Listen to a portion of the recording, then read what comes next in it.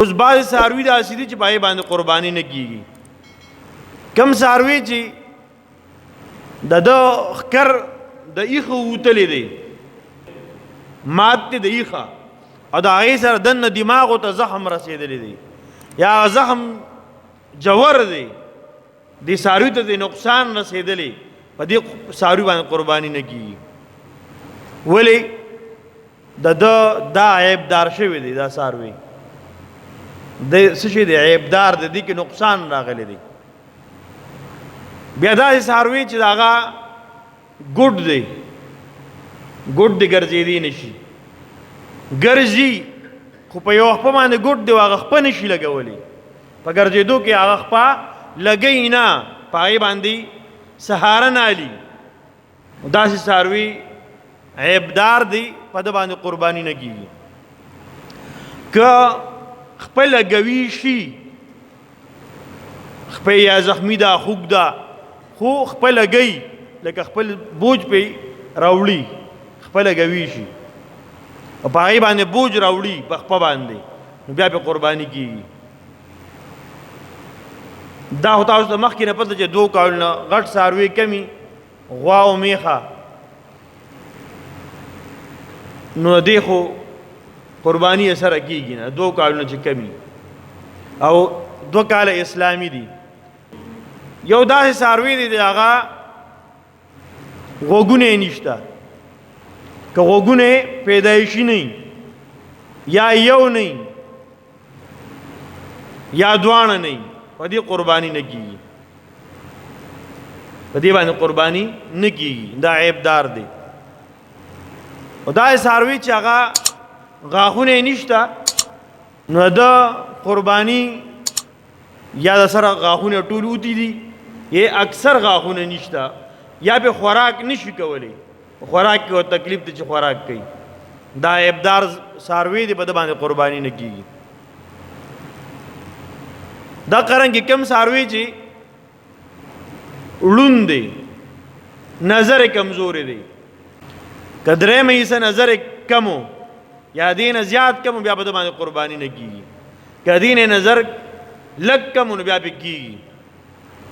هغه څاروي چې هغه کوڼ دی، په دم قرباني نه کېږي. هغه څاروي چې هغه داسې کمزوري دي چې په اډوکو کې د سره اډو نلۍ نشته، په ده باندې سره قرباني نه کېږي. داسې بیمار څاروي چې دی د قربانۍ ځای پورې په خپله نشي تللی، دومره بیمار دی، کمزوري او بیمار دی، په دم قرباني نه کېږي، ځکه دا د کې عیوب دي، عیبونه دي پکې. یې د څاروي مکمل پوزه کټ ته، په ده باندې قرباني نه کېږي. یې جبه کټ ته، هغه څاروي چې په جبه باندې خوراک کوي، د جبه هغه کټ شوې ده نیمه یا د نیمې نه زیاته، په ده باندې قرباني دا نه کېږي.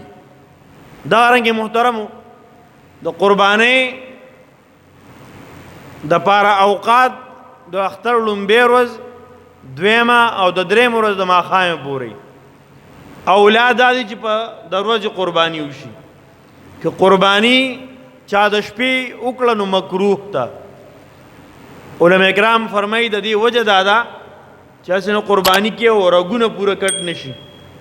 د رګونو د کټ کولو اهتمام پکاري، په تیاره کې اکثر د دې پته وي نه لګي، نو که رڼایي او رګونه صحیح کټ کېږي نو د شپې جایز ده او بلا کراهت صحیح ده قرباني.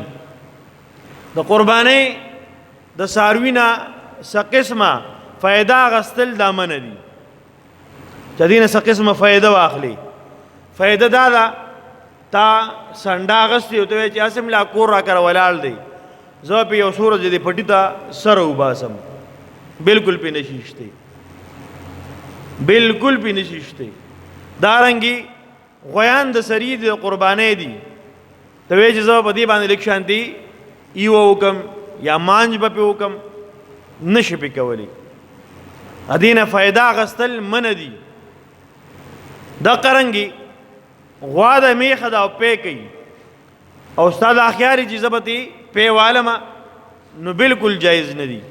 تر دې پر علماء کرام فرمایي کې دا په د یخو بو د ورشتو سره چې یخو بو د ورولي او د دې د یخو بو د وجنه دا په بن کی کدا ممکن وي دغه سړيوږي په دې تنالي.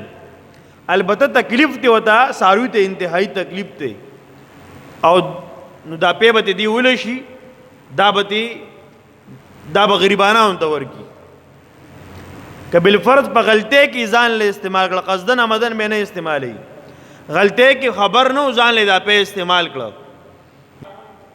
د دې پیسې به عمر پیسې دا به دي صدقه کوي مسلمانانو غریبانو له ور کوي.